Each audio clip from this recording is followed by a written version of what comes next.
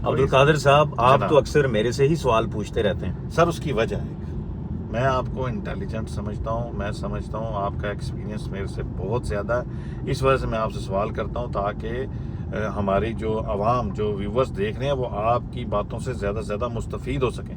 आपकी इंफॉर्मेशन उन तक जब जाती है, उनके दिलों पर और कानों पर जब टकराती है, तो वो उससे बहुत ज़्यादा कुछ सीखते हैं। इस वजह से सर मैं आपसे सवाल करता हूँ। सर बहुत शुक्रिया, लेकिन मैं ये चाहता हूँ कि आपके इल्म से भी इस्तिफादा हम भरपूर हासिल करें और हमारे जो व्यूवर्स हैं ये भी आपके इल्म से भरपूर इस्तिफादा हासिल करें।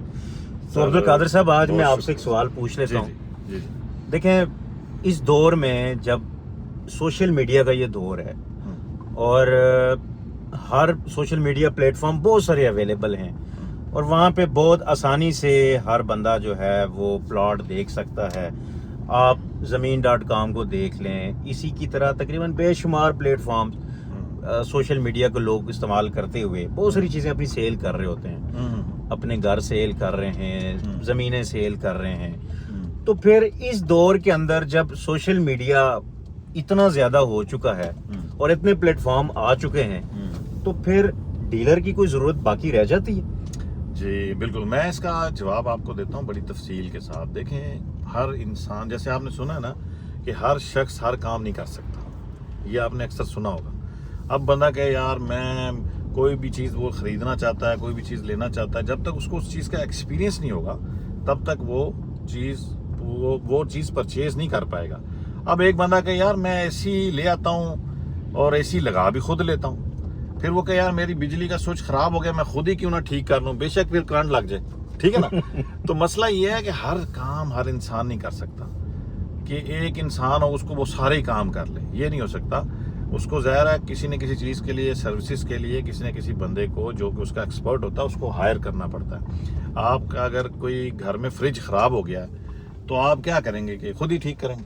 नहीं कर सकते ना, क्योंकि आपको नॉलेज नहीं। हाँ, यूट्यूब पे बेशुमार वीडियोज़ आपको मिल जाएंगी कैसे फ्रिज ठीक करना है, कैसे करना है, फिर पता चलता है जनाब खुद ठीक करने लगा सीधे बंदा पहुंच गया अल्लाह तो को। अब ये है कि बिल्कुल अगर एक शख्स के पास, फर्ज करें आप बात करें Faisal town B17 Faisal hills की, तो अगर एक शख्स को नॉलेज है, वो बहुत अरसे से काम कर रहा है वहाँ पर, खुद इन्वेस्ट कर रहा है और उसको हर चीज़ का पता है भाईजान यहाँ पे क्या रेट है क्या नहीं, बिल्कुल करे जी, आप वो बिस्मिल्लाह करे और अपने नॉलेज के हिसाब से वो इन्वेस्ट कर सकता है, किसी से भी चीज़ ले सकता है। लेकिन एक ऐसा शख्स है जो ऑफिस में जॉब करता है, बिजनेसमैन है, और वो चाहता है कि यार मैं किसी ऐसी जगह पे इन्वेस्टमेंट करूं जहां से मुझे रिटर्न अच्छा आए और मेरे लिए जो अच्छी चीज़ हो, मेरी अमाउंट है उसके मुताबिक मुझे अच्छी चीज़ मिल जाए।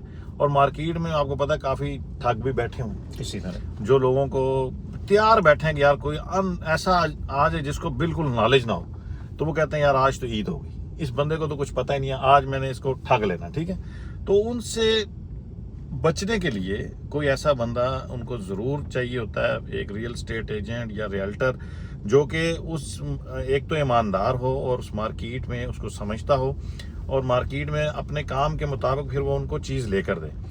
और ऐसे लोग कहाँ से मिलते हैं? ज़ाहिर है आप उनसे बातचीत करते हैं, आप जब उनसे मिलते हैं तो आपको आइडिया हो जाता है कि यार ये बंदा कैसा है। शुरू की बात है नबील साहब, जब मैं शुरू में इन्वेस्टमेंट करने के लिए किसी भी जगह जाता था, तो मैं किसी भी, उस टाइम मैं खुद रियल्टर नहीं था, तो मैं रियल स्टेट की ऑफिस जाता था, तो मैं अंदर जाके, मेरे साथ एक दोस्त भी होता था, तो हम जाते थे और जाकर मुख्तलिफ तरह के सवालात करते थे। उससे आइडिया हो जाता था यार ये बंदा ठीक है या नहीं ठीक है। तो थोड़ा आइडिया आपको हो जाता है। कोई आपको जल्दी नहीं होती, एक बंदे ने अगर इन्वेस्ट करनी है तो इन्वेस्टमेंट करनी है, ये नहीं कि वो जल्दबाजी में कि यार बस आज ही इन्वेस्टमेंट कर लेता हूँ, बस ये 15 मिनट है मेरे पास, मैंने इसमें कहीं ना कहीं इन्वेस्ट, यूँ नहीं है।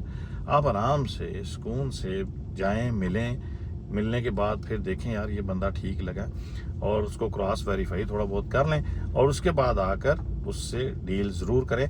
अच्छा, एक्चुअली जब आपको खुद, या तो आप खुद बहुत ज़्यादा टाइम दे सकते हैं ना, एक चीज़ को पूरी तरह सीख सकते हैं। आप देखें हमारा एक्सपीरियंस है तकरीबन कोई 10-11 साल तो हो चुके हैं इस फील्ड में और इन्हीं सेक्टर्स में हो चुके हैं। तो अब इतना एक्सपीरियंस आप कर सकते हैं तो फिर ठीक है, आप खुद कर सकते हैं इन्वेस्टमेंट। लेकिन मैं बताऊँ, हमें भी, आपने जब कोई प्लॉट लेना होता है, मैंने लेना होता है, हम दूसरे डीलर्स को भी कहते हैं ना।